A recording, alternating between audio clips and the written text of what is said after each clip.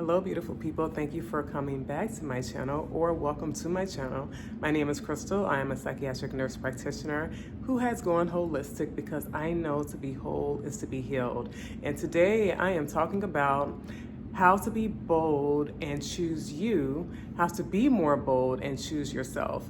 And I know that this is a very important topic because a lot of people struggle with being bold. A lot of people struggle with being bold. I've struggled with that in my past. And if we're putting this in the right, let me put this in the right way, because I'm not in this moment talking about being bold where you're loud or you just, you're boisterous and you're, just out there in a big way when we think about bold, right? And that is a form of being bold. And that is something I'm also working on within myself to rise to that boldness because I come from a place of being very shy.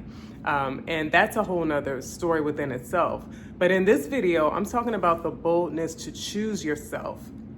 So to be bold and choose yourself, you don't have to be loud. You don't have to be extra in your in the way you're presenting yourself, but you are being bold in standing up and saying that you are going to begin to choose you so that you can have a different experience in this life as opposed to one where you don't choose yourself. That's a whole different life experience. So when it comes to this issue with being bold, when someone is dealing with this and having a struggle, it's really because there's fear, that you're holding on to fear, and fear is keeping you from being bold. And I mean, for many people, most people, it's thinking the worst case scenario. If you're being bold for yourself and choosing you, well, whose feathers are going to get ruffled and who's going to be upset with you. So we're going to talk about those things more, but just know that to be bold and choose you, first of all, it's not a move that is excluding other people, but it's a move that's putting yourself first so that you can show up very different in the people that you choose to show up for. And let me reiterate, the people that you choose to show up for. That's a part of being bold. You don't have to choose everyone. When you're being bold, you get to choose who you will show up for. So let's get into this video. And so let's talk about this. When we talk about fear being one of the main issues behind not having boldness, then we need to talk about courage. And I've heard courage put this way, that courage isn't the absence of fear, but it is the acknowledgement of something more important than fear. And your own well-being, your joy, your happiness, your self-respect is so much more important than the fears that may keep you from walking toward that. So if we allow fear to guide us, then fear never picks us. When we allow fear to be the leading force in our life, we are always in the background and we are never getting picked. We are being overlooked. We are being mistreated. We are being put in boxes that keep us from our true joy. But when we choose ourselves, or whatever the thing is that has more power than fear, because there are things that are more powerful than fear. But when we choose ourselves, we get to tell fear where to go. We get to tell it where to go, and it doesn't control us anymore. And I know this all too well. A very profound example for me in my own personal life is my struggle that I had with religion. I didn't grow up in a very religious home, but I live in a dominant culture where Christianity is the dominant religion. So I've always attended church, but when I was married, I attended church, faithfully. And as time went on, there were things that did not sound right to me and that I wanted to question. And when I was in fear, I didn't question them. I nodded my head. I went along. I agreed. And there's nothing worse than agreeing to something that internally does not line up with you. You can never live to your best and highest self when you do that. And I remember at one point, the way I began to first start dealing with that is I stopped attending this particular church as often as I used to. And I remember my pastor at the time, or the pastor at the time, called me. And it was very much so an opportunity to either shrink and just agree with the pastor, because, a lot of times we look at the pastor as a dominance in our life, a hierarchy in our life, which is dangerous. But I had the choice of just agreeing with whatever he said when I picked up the phone and talked to him, or to express honestly what I was feeling. And I chose to speak honestly about my concerns. And we had probably a 2-hour conversation about this. And he's trying to convince me one way, and I'm expressing to him, what, again, are my concerns. And I remember really thinking about the worst case scenario, the worst outcomes, which is another thing that holds us back from being bold. We think about the worst outcomes that can come from a situation if we're faced with it. And the worst outcome that could come from that would be that I'd be shunned from him, not even from God, but I'd be shunned from him, and that I would be judged. And what happened in that situation? All those things actually did happen. But I remember I attended church shortly after that. And the whole message was really this indirect message toward that conversation we had. And I know this to be true. And so my worst fear did come from that. But you know what? I actually survived that also. I didn't crumble. I didn't go to the pits of hell in that moment. I survived it. And it allowed me to know that I can get through something that I feared, even if the worst happens. The outcome, the overall outcome doesn't have to be as bad as you make it. So that's what I would want to say to you is the things that you fear, oftentimes they don't happen to the degree that you think that the outcome would be. Even if there is an outcome that looks similar to what you were thinking, in most situations, you survive that. You make it through and you deal with the emotions that come after that. But once you've done that and you realize that you're still standing, then you can make a decision. I made it through something that made me really fearful. I was bold enough to speak, and I made it through. At that point, assess how you feel about speaking truthfully as opposed to when you didn't speak at all or weren't bold or didn't choose yourself.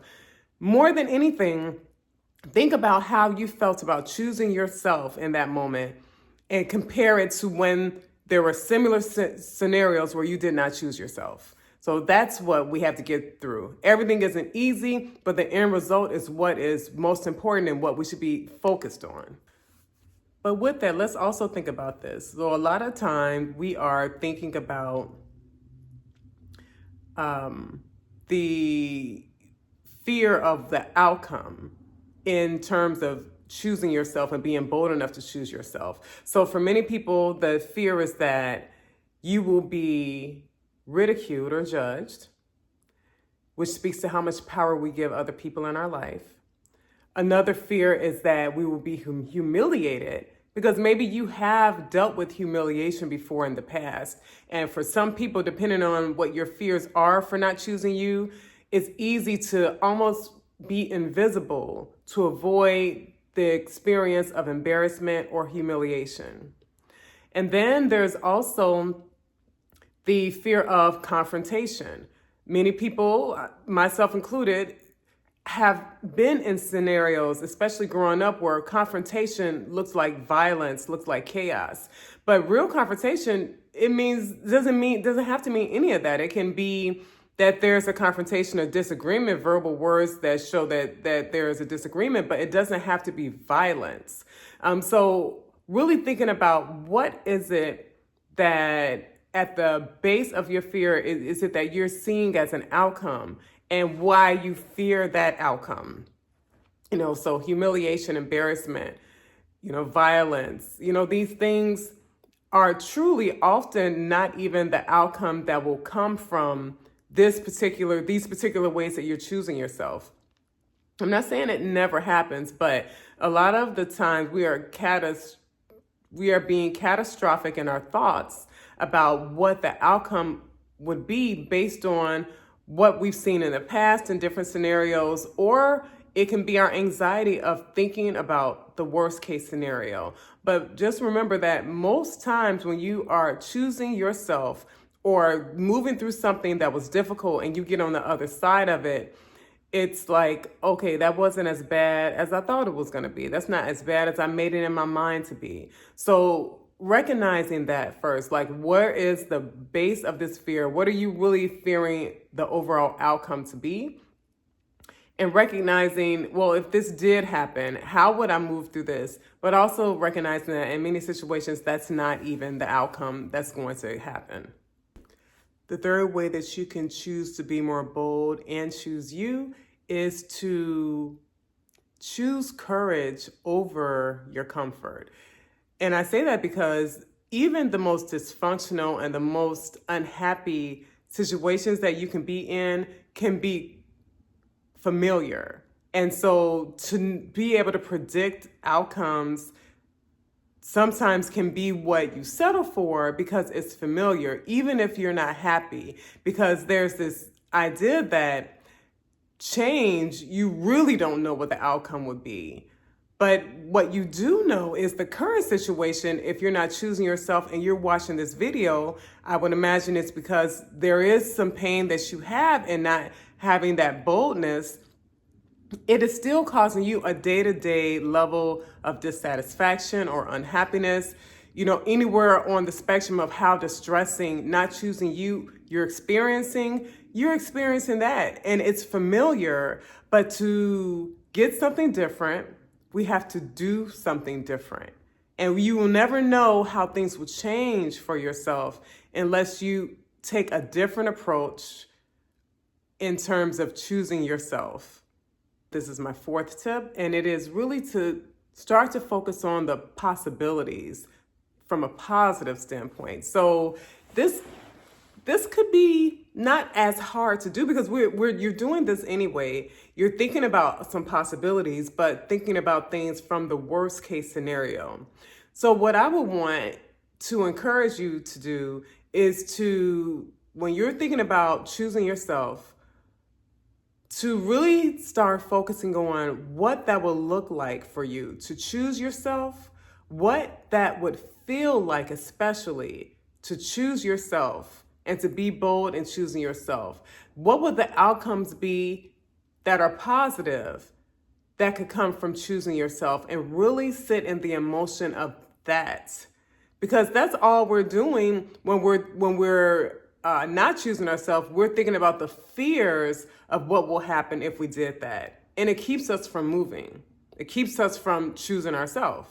But if you think about the outcomes that will come, that would be positive, that will bring you joy, that will make you smile.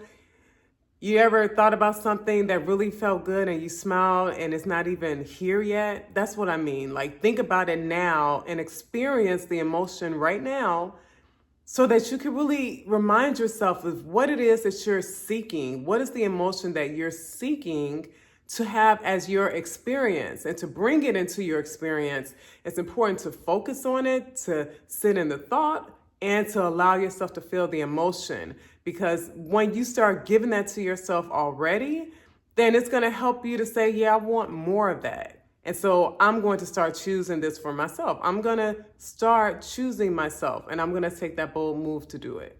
I want to explore this thought process that some people have, this thought process that says to love other people more than you love yourself, or choose other people more than you choose yourself.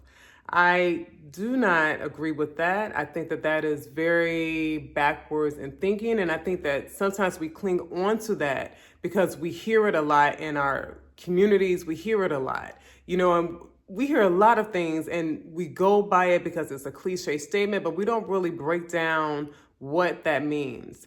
So I would definitely say the right statement that I've known to be true is to choose yourself before you choose anyone else, because you are who you have to go through this life with.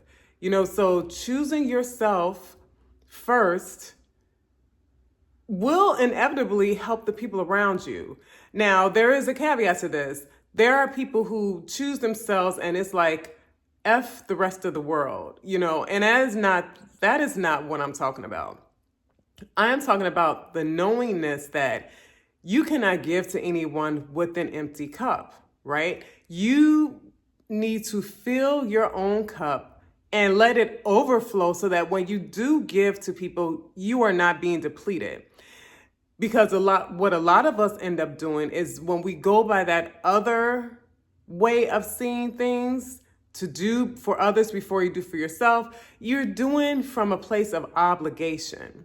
And I want you to really think about this. When someone does something for you, if someone's doing something because they feel like they have to do it or they're obligated, does that feel like someone's really giving you something where you appreciate it, as opposed to someone doing something because they really want to do it, because they have decided to do this, they want to do this for you, they're happy to do this for you. They don't have to do anything, but they're choosing to do something for you.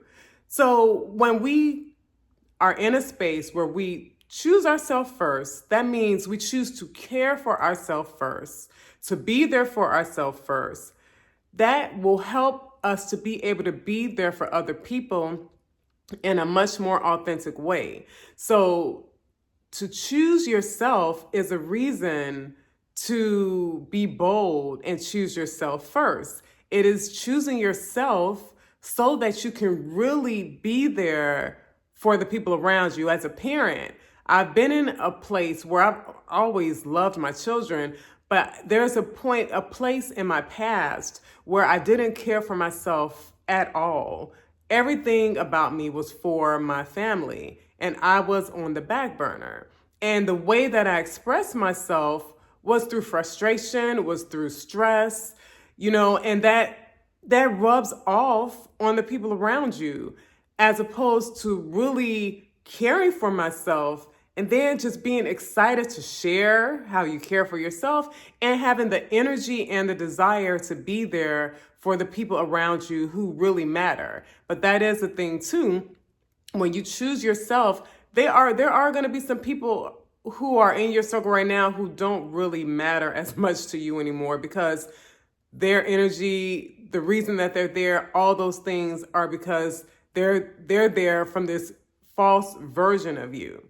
But when you really step into a truer version of you, the people that you end up being there for, that might change. That might start to look different. And my last tip that I want to mention in this video in how to be more bold and choose you is to recognize the power in love over fear.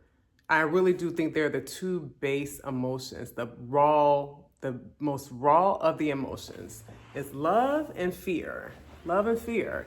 Fear causes us to do all types of things. Fear causes all types of erratic behaviors and decisions that people make. And love also brings about bold decisions too. But there are decisions that cause a level of unity and oneness. And when you are choosing you from a place of love, you really are choosing to love other people as well, because you're going to be the truest you when you truly love yourself. You're going to respect you, which is going to encourage other people to respect you, which when other people respect you, they're also respecting themselves. It is going to cause you to be more embracing of other people, but from a place of knowing who you are. So the people who are meant to be around you based off of your energy and what you're about, that's what you're going to gather more of. I remember one of the boldest things I did, in all transparency, the boldest thing, I think the first bold move I made in choosing myself was, I guess there are a few actually, but I want to mention to you when I chose to start changing my diet. it was a bold move for me because it was something I had never done before that I knew wouldn't be the easiest thing to do, mainly because of my mindset. But I chose it, and it was a way to care and nourish me. It was a real, true act of self-love, because going to church wasn't an act of self-love. It wasn't a true act of self-love, just attending a church. It wasn't going to get a degree. That wasn't a true act of self-love, even though once upon a time I thought it was. And it also wasn't putting myself in circles that gave me a certain level of status. Like, none of those things were true acts of love toward me. You know, what it was things like changing my diet because it was me giving myself specific attention, me giving myself that attention, and to give myself a form of nourishment. It was a form of nourishment that really, for me, in all honesty, opened up so many doors to other parts of me that I now care for as well. And so I think that really understanding how to love yourself and to put self-care as part of you is a way to get away from the fear that keeps you from being bold. The love for yourself is going to cause you to have more self-respect. It's going to cause you to respect others. And sometimes you're respecting others by speaking up truthfully. It shows other people their errors sometimes. Just by holding a boundary of boldness in choosing yourself, it will teach some people how to treat you and cause them to not fall into poor patterns of treatment toward you, which hurts them ultimately. So that's what I am sharing with you today. Let me know in the comments if either of these points is something that really hits home with you, that you feel that you could really give a try and it's approachable for you. Also, in the comments, I'm going to leave a link to my Morning Mastery toolkit, where it is there to support you to start to have certain practices for yourself to start your day out, to have a day that starts on a better foot, that can keep you in an act of self-care and self-love. That toolkit is free, and you can press the link in my description and get access to it. And I will be back in my next video. I hope that you have a wonderful remainder to your day, whatever time of day it is for you when you see this. And I will see you next time. Take care.